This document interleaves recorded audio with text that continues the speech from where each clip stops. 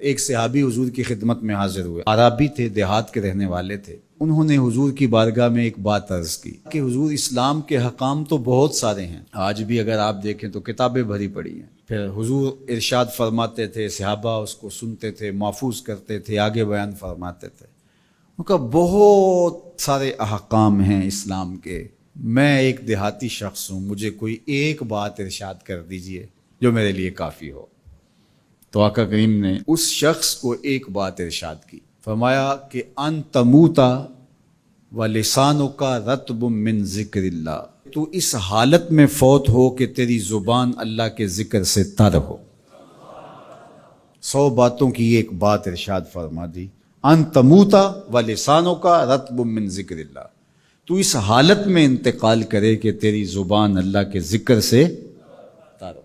میں اور آپ اپنی زندگی اس طرح سے گزاریں کہ موت اچانک آئے یا طبی موت آئے، جس حالت میں بھی ہمیں موت آئے تو ہماری زبان عادی ہو اللہ کے ذکر کی، ادھر سے سانس ٹوٹ رہی ہو اور ادھر لبوں پر اللہ کا نام جاری ہو۔ جس شخص کا آخری کلمہ لا الہ الا اللہ ہوا، اللہ اس کو جنت میں داخل فرماتا ہے۔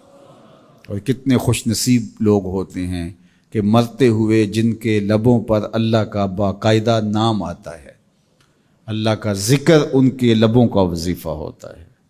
اور کچھ لوگ ان کو تلقین بھی کریں تو زبان پہ اللہ کا نام نہیں آ پاتا۔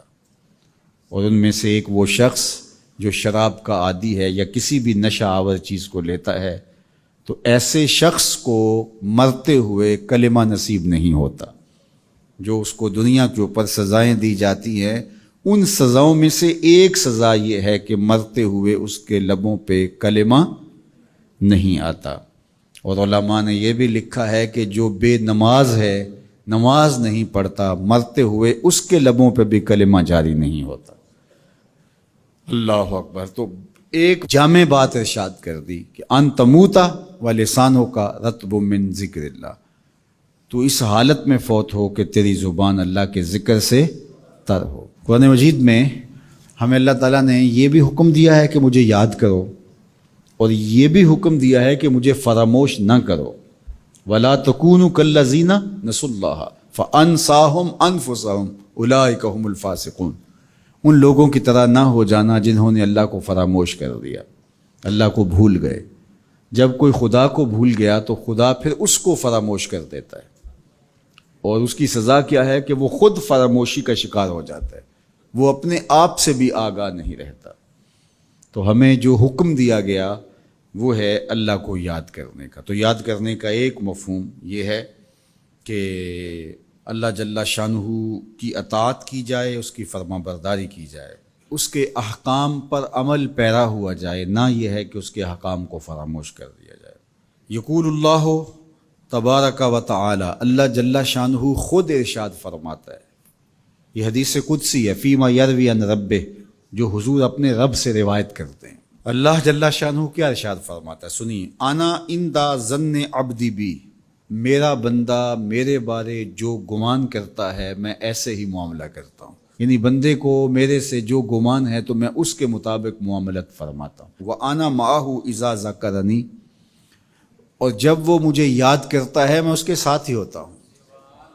جب میرا بندہ مجھے یاد کرتا ہے تو میں اس کے ساتھ ہوتا ہوں۔ فَإِذَا ذَكَرَنِي فِي نَفْسِهِ ذَكَرْتُهُ فِي نَفْسِي، جب وہ مجھے اپنے دل میں یاد کرتا ہے تو میں بھی اسے اکیلے یاد کرتا ہوں۔ کتنی بڑی بات ہے کہ کسی کو رب یاد کرے، اللہ اکبر۔ کہا جب وہ اکیلے مجھے یاد کرتا ہے تو میں بھی اس کو اکیلے یاد کرتا ہوں۔